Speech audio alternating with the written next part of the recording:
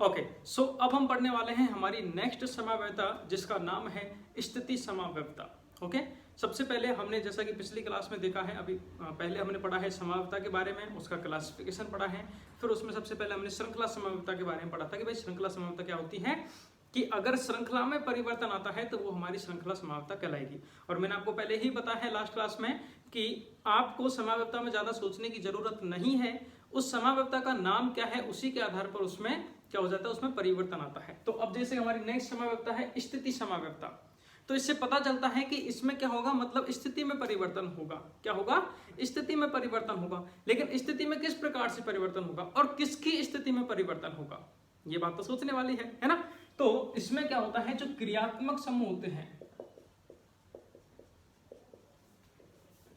क्रियात्मक समूह या जिनको हम फंक्शनल ग्रुप्स कहते हैं, उनमें क्या होता है, क्रियात्मक समूह की स्थिति में परिवर्तन आता है, उनकी स्थिति में परिवर्तन आता है। ओके, ये बात आपको समझने वाली है। तो इसमें बस आपको यही बात याद रखना है बेटा कि इसमें क्या होगा, क्रियात्मक समूह जो होता है उसकी पोजीशन चेंज होगी। जैसे हम आईयूपीएसी में पढ़े थे ना, आईयूपीएसी में हम प्रतिस्थापी समूह पढ़ते थे, तो वहां पे क्या होता है कि 1 पे जुड़ा हो सकता है, 2 पे भी जुड़ा हो सकता है, 3 पे भी जुड़ा हो सकता है, राइट। मैं एग्जांपल में बता दूंगा, बट आपको मैं याद करवा रहा हूँ ताकि आप रिलेट कर लें।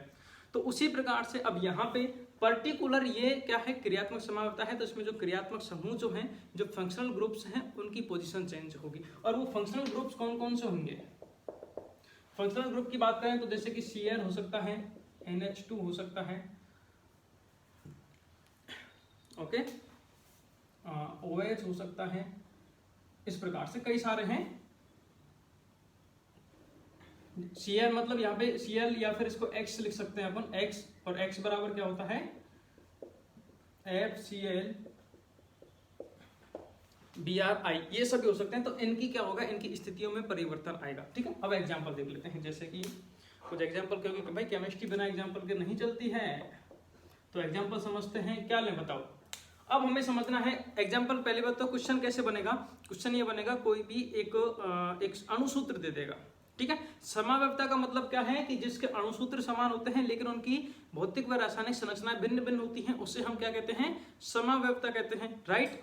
तो मतलब हमें क्या है, एक फॉर्मूला दिया हुआ होगा, एक सूत्र दिया होगा, और उसमें पूछेगा कि इसमें कितने क्रियात्मक समूह समाव्ययता बन सकती है, तो हमें देखना पड़ेगा। तो जैसे एग्जांपल के तौर पे एक सूत्र ले लेते हैं, C3H7X, ये सूत्र है। तो मैंने आपको बताया था लास्ट की जो समाव्ययता है उसमें बताया था कि हमें क्या करना है, जब किसी का भी समावयवी यौगिक बनाना है तो हमें क्या करना है, सबसे पहले उसका सीधा एक श्रृंखला बना दो उसकी, ठीक है।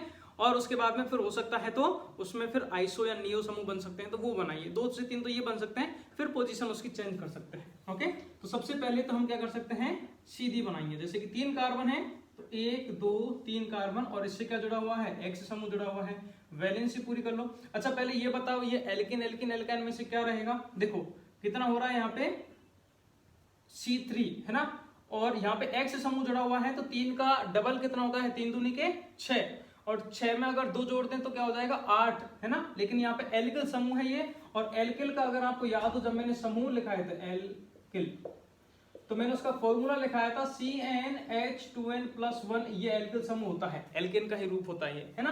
तो यहाँ पे 3 दूनी 6 +1 6 में 1 जोड़ेंगे कितना हो गया, 7, तो हो रहा है, मतलब ये एल्केन है।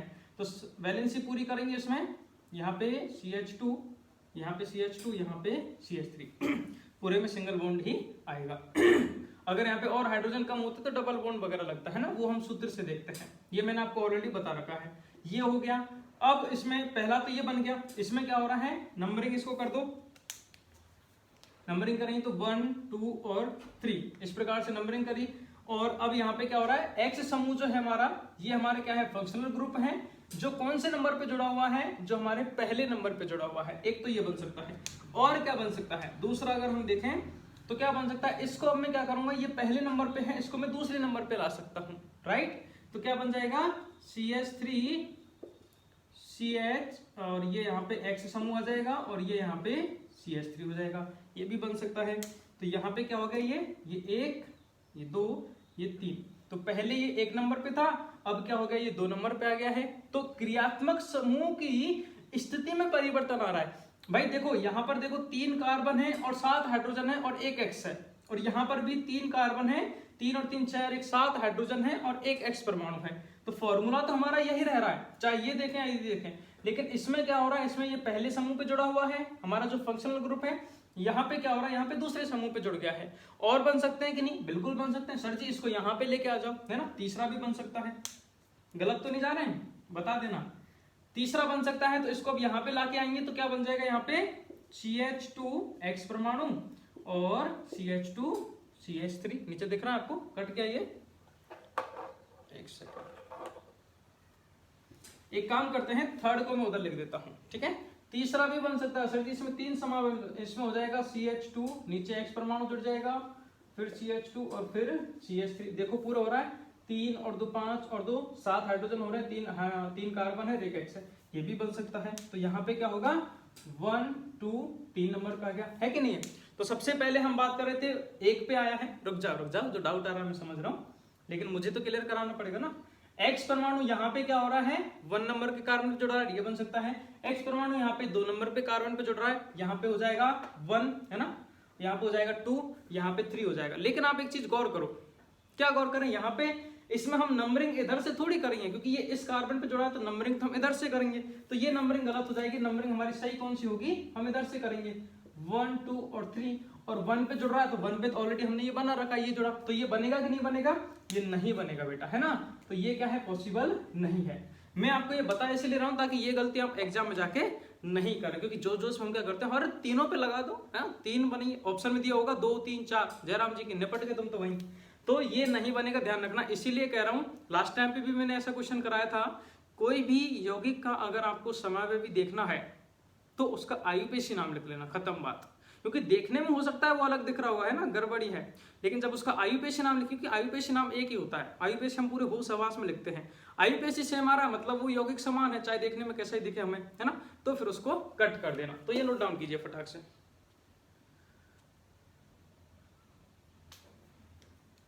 इनके नाम लिखना चाहते हैं तो नाम लिख सकते हैं। वैसे आप बताइए, ये 1 पे जुड़ा हुआ है, तो सपोज करो यहाँ पे क्लोरीन जुड़ा हुआ है अगर, है ना, मैं क्लोरीन लगा देता हूँ, यहाँ पे भी क्लोरीन, यहाँ पे, तो ये क्या हो जाएगा, यहाँ पे हेलो एल्केन के रूप में नाम लिखते हैं, तो 1 पहले नंबर पे है, 1 क्लोरो, कितने कार्बन है, 1 2 3, एल्केन है, मैथ एथ प्रोप, तो क्या हो जाएगा 1 क्लोरो प्रोपेन। इसका क्या हो जाएगा 2 क्लोरो प्रोपेन। इसका क्या हो जाएगा, इसका हमने जो इधर से देखा था, इसका भी 1 क्लोरोप्रोपेन है, जो ऑलरेडी हमारा बना हुआ है। इसीलिए मैं कह रहा हूँ नाम जरूर लिख लेना बेटा वहां पे, अगर आपको लग रहा है, डाउट हो रहा है थोड़ा सा। वैसे तो ये चीजें प्रैक्टिस चाहिए, आप ज्यादा से ज्यादा प्रैक्टिस करें, लेकिन डाउट हो रहा है कि यार ये बनेगा कि नहीं बनेगा, तो आप आयुपेशी नाम लिख लो। आयुपेशी नाम सेम रहेगा तो मतलब वो नहीं बन रहा है। नोट डाउन कर लिया। चलिए कुछ और एग्जाम्पल करें, 1 2 और।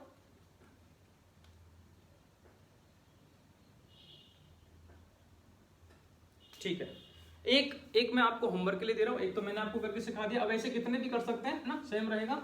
एक आपके लिए होमवर्क के लिए दे रहा हूं जो मुझे करके भेजना है।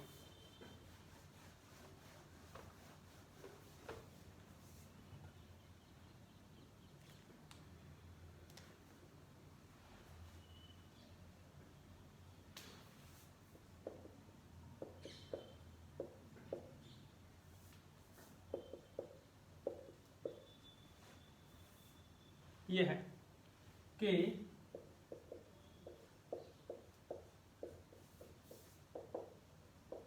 कितने समावेवी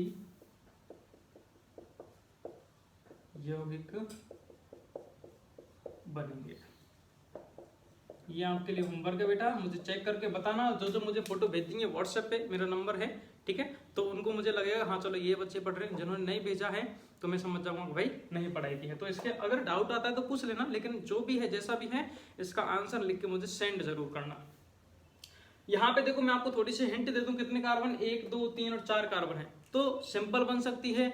आइसो देखना ट्राई करके आइसो बनेगी या नहीं बनेगी, नियो देखना ट्राई करके नियो बनती है नहीं बनती है, और कुछ क्रम तिक्रम करके देखना बन सकती है नहीं बन सकती है। आपको दिमाग लगाना है और फिर बताना मुझे कि क्या सही होता है। ओके, सो ये हमारी स्थिति समावयवता कंप्लीट होती है। अब आगे बढ़ते हैं, सी नंबर की हमारी क्रियात्मक समूह समावयवता।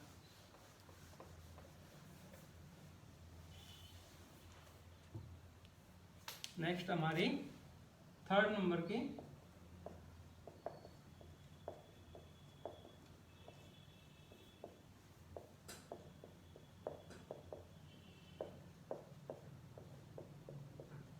क्रियात्मक समूह समावयवता।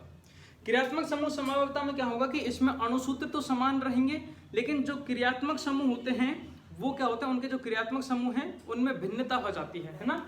तो इसमें क्या लिख सकते हैं हम कि इनके अणुसूत्र हैं वो तो कैसे रहेंगे, समान रहेंगे, लेकिन उनके क्रियात्मक समूह जो है वो कैसे हो जाते हैं, भिन्न भिन्न हो जाएंगे। कैसे हो जाएंगे, भिन्न भिन्न। मतलब जैसे कि मैं बात करूं जो क्रियात्मक समूह होते हैं, हम पढ़ते हैं एल्कोहल, फिनॉल, ईथर वगैरह जितने भी हैं, तो ये क्रियात्मक समूह जो होते हैं यही किसी दूसरे क्रियात्मक समूह में परिवर्तित तो हो जाएगा। यही तो राज की बात है, क्रियात्मक समूह जो है वो किसी दूसरे क्रियात्मक समूह में परिवर्तित हो जाएगा, इसीलिए हम इसको क्या कहेंगे, क्रियात्मक समूह समावयवता कहेंगे, है ना। अब यहाँ पे मैं आपको एक सिंपल सा, अब हमें सोचना पड़ेगा कि कौन सा किस में परिवर्तित हो रहा है, तो इसलिए मैं आपको क्या करता हूँ, एक ट्रिक लिखा रहा हूँ, उसमें फिक्स है, आप उनको ये याद कर लेना कि भाई ये क्रियात्मक समूह है जो इस दूसरे क्रियात्मक समूह में परिवर्तित हो रहे हैं, और इसके अलावा कुछ भी नहीं सोचना है ना। तो उनके बारे में लिख लेते हैं।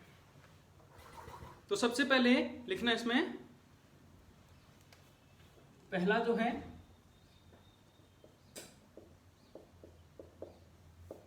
एल्कोहल जो है वो क्या होगा, ईथर में परिवर्तित हो जाता है ना। अब आपको यही याद करना और कुछ याद करना है।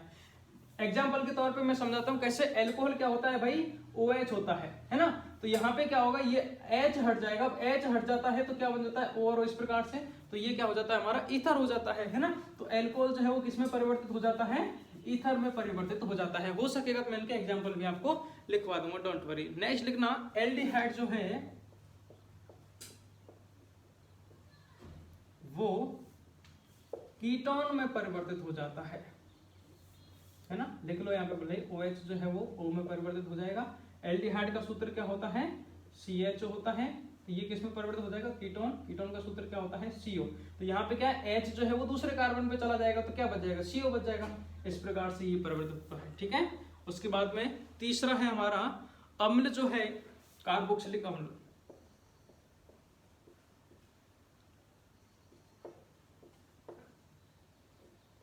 कार्बोक्सिलिक अम्ल जो है वो क्या होता है, एस्टर में परिवर्तित हो जाता है ना। कार्बोक्सिल अम्ल क्या होता है, COOH होता है, और एस्टर क्या होता है, RCOOR होता है ना। R को भी रहने दो भले, COOR होता है। तो यहाँ पे क्या होता है, वापस से वही देखो, इन सब में आप देखोगे ना तो H गायब हो रहा है और कुछ नहीं हो रहा है ना। इससे H गायब हो गया तो ईथर बन गया, इससे H गायब हो गया तो कीटोन बन गया, इससे H गायब हो जाएगा तो COO। और R का मतलब क्या है कि कोई भी जो एल्किल समूह है वो आगे जुड़ेगा, श्रृंखला आगे की जुड़ जाएगी, तो एस्टर बन जाएगा, है ना, इस प्रकार से। उसके बाद में फोर्थ है हमारा साइनाइड। साइनाइड क्या होता है, CN होता है। ये दोनों तो वैसे भाई भाई हैं। साइनाइड जो होता है वो आइसोसाइनाइड में परिवर्तित हो जाता है। साइनाइड क्या होता है, CN, C में ट्रिपल बॉन्ड होता है, ठीक है। वो किस में परिवर्तित हो जाएगा, आइसोसाइनाइड क्या होता है, NC होता है।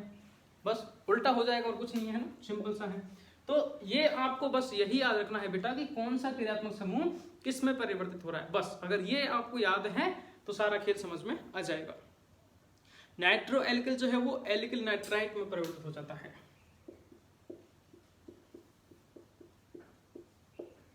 नाइट्रो एल्किल जो है वो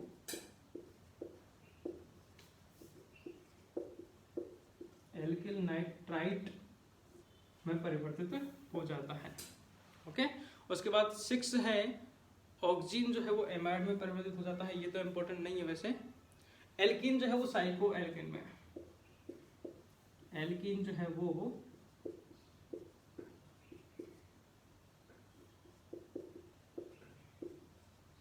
साइक्लो एल्केन में परिवर्तित हो जाती है।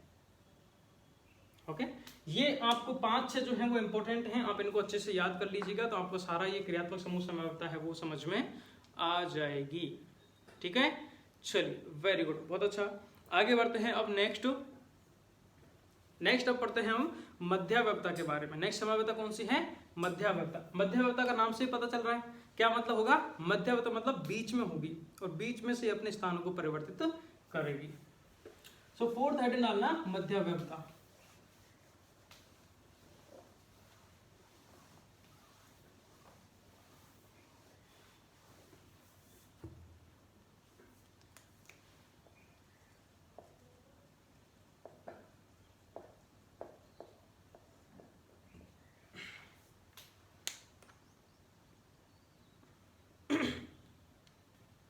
इसमें मध्यवस्था में क्या होता है लिखना इसमें कि इस प्रकार की समावस्था में जो बहुसंयोजी क्रियात्मक समूह होते हैं, बहुसंयोजी मतलब जिनकी एक से भी ज्यादा संयोजकता होती है, बहुसंयोजी क्रियात्मक समूह से जुड़े जो अलग अलग समूह होते हैं उनकी प्रकृति या संरचनाएं भिन्न भिन्न होती हैं, है ना। तो पहले एक बार इसकी परिभाषा लिख लें फिर आगे बात करेंगे। इस प्रकार की समावस्था में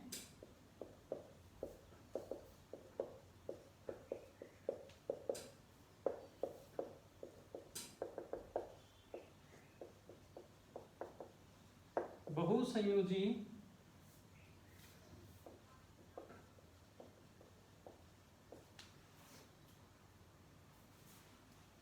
यहां तक ठीक है, बहुसंयोजी इस प्रकार की समावस्था में बहुसंयोजी क्रियात्मक समूह से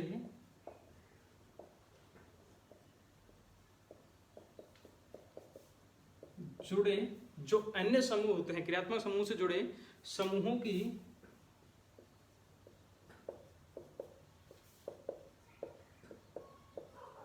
प्रकृति व संरचनाएं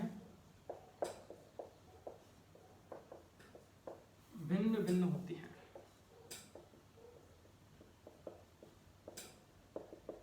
भिन्न भिन्न होती हैं, ठीक है। और इसमें क्या होता है, समान सजातीय श्रेणी के होते हैं, जितने भी होते हैं वो क्या होते हैं, समान सजातीय श्रेणी के सदस्य होते हैं।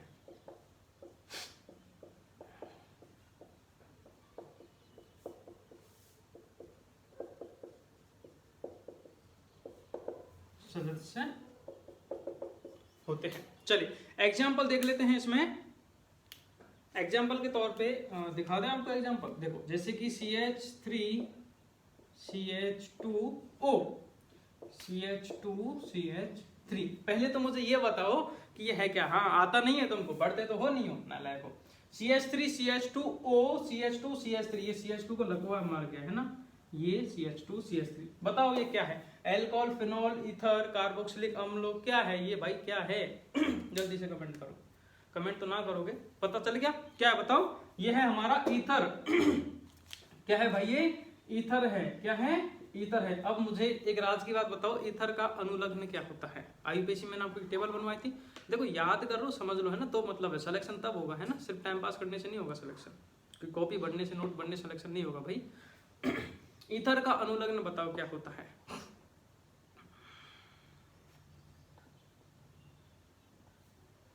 चलो देखो, अब यहाँ पे क्या हो रहा है पता चल चुका है, आप लिख लेना, है ना, याद हो तो अच्छी बात है, डिस्कस कर लेंगे। यहाँ पे ईथर है और ईथर का क्या होता है, अगर हम इसका नाम लिखेंगे सिंपली तो ये मैथिल और एथिल है, इधर भी मैथिल एथिल है ना। तो इसका हम नाम जो है किस प्रकार से लिखते हैं, अगर पूरे नाम की बात करें तो इसका हो जाएगा डाई एथिल ईथर। क्या नाम हो जाएगा इसका? दो है, डाई एथिल ईथर इसका नाम हो जाएगा, ठीक है। देखो यहाँ पे अगर हम पूरा इसमें बात करें तो डाई एथिल ईथर हो गया। अब इसी को देखो ध्यान से समझिएगा, मैं थोड़ा सा ध्यान दूसरी तरफ चला गया था। हम बात कर रहे हैं किसके बारे में, मध्यावस्था में क्या होता है। पहली बात तो ध्यान रखना, ये समावस्था उन क्रियात्मक समूह या उन समूह में होती है जो बहुसंयोजी होते हैं, जिनमें एक से ज्यादा समूह जुड़े होते हैं। ये समावस्था जो है वो एल्कोहल में नहीं हो सकते, क्योंकि एल्कोहल क्या है, एक कोने पे जाके जुड़ता है, लेकिन ईथर जो है वो क्या है, बीच में, जिससे एक से भी ज्यादा समूह जुड़ रहे हैं। एल्कोहल से सिर्फ एक ही समूह जुड़ सकता है भाई। देखो एल्कोहल अगर हम ले ले तुलना में, CH3 CH2OH, या तो ये यहाँ जुड़ सकता है, या ये यहाँ जुड़ सकता है, या यहाँ जुड़ सकता है, कहीं भी जोड़ दो इसको, लेकिन ये सिर्फ एक ही समूह से जुड़ेगा, एक से ज्यादा समूह से नहीं जुड़ सकता है, राइट। लेकिन ईथर की बात कर रहे हैं तो ईथर ये इधर भी जुड़ रहा है, इधर भी जुड़ रहा है, तो इसलिए ये पहली बात तो कौन दर्शाते हैं, क्वेश्चन सिंपल से यही पूछ लिया जाता है। तो बहुसंयोजी जो क्रियात्मक समूह हैं वो मध्यावस्था दर्शाते हैं, और उनमें भी क्या होता है कि उनमें अलग अलग प्रकार के समूह जो जुड़े होते हैं, इनमें खिनमिन होगा। इससे एक समूह ये जुड़ा हुआ है, एक समूह ये जुड़ा हुआ है, तो अब इन समूह में परिवर्तन आएगा, इसमें परिवर्तन नहीं आएगा। अगर इसमें परिवर्तन आ जाता तो ये कौन सी हो जाती, हमारी पिछली वाली समयावस्था, क्रियात्मक समूह समयावस्था हो जाती। यहाँ पे इस क्रियात्मक समूह से जुड़े जो अन्य समूह हैं उनमें परिवर्तन आएगा, उनकी प्रकृति और संरचनाएं भिन्न भिन्न होती हैं, उनमें परिवर्तन आएगा, तो उसे हम क्या कहेंगे, मध्यावस्था कहेंगे। परिवर्तन कैसे आएगा, एक एग्जांपल आपको ये दिख रहा है, इसी को हम दूसरा क्या बना सकते हैं, एक काम करें, ये ऑक्सीजन जो है वो यहाँ आ सकती है, ये CH2 जो है वो यहाँ जा सकता है, तो क्या बन जाएगा बताओ, CH3O CH2 CH3, ये बनेगा कि नहीं बनेगा। तो अब ये जो मध्य में जो क्रियात्मक समूह था, मध्यावस्था का मतलब क्या है कि मध्य में जो क्रियात्मक समूह है उसकी स्थिति में परिवर्तन आ गया है, इसीलिए हम इसको मध्यावस्था कहते हैं। और इसका नाम क्या हो जाएगा, इसका नाम हो जाएगा मेथिल प्रोपिल, और ये पूरा क्या है, ईथर, तो ईथर, ये इसका नाम हो जाएगा। नीचे थोड़ा सा कट गया है, लिख लीजिएगा, मेथिल प्रोपिल ईथर इसका नाम हो जाएगा। तो यहाँ पे लॉजिक क्या लग रहा है बेटी, लॉजिक को पकड़ लो। लॉजिक क्या लग रहा है कि भाई मध्य में जो क्रियात्मक समूह था वो अपनी स्थिति को परिवर्तित कर रहा है ना, उसमें परिवर्तन आ रहा है, इसीलिए हम इसको क्या कहेंगे, मध्यावस्था कहेंगे। आ गया समझ में, चलिए नोट डाउन कीजिए, फिर आगे बढ़ते हैं।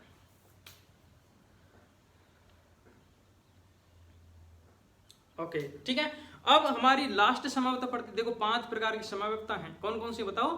मैंने आपको लास्ट टाइम याद कराया था, ट्रिक में क्या बताया था लास्ट क्लास में, श्रृंखला स्थिति क्रियात्मक, श्रृंखला स्थिति क्रियात्मक, मध्य और मध्य में से चली गई, श्रृंखला स्थिति क्रियात्मक, मध्यावस्था और चलावस्था। मध्यावस्था तक पहुंच गए हैं, अब हमारी लास्ट 5वीं समयावस्था है जिसका नाम है चलावस्था। इसमें क्या होगा, समूह जो है वो चल के किसी दूसरे के पास में जाएगा, तो हेडिंग डालना चलावस्था।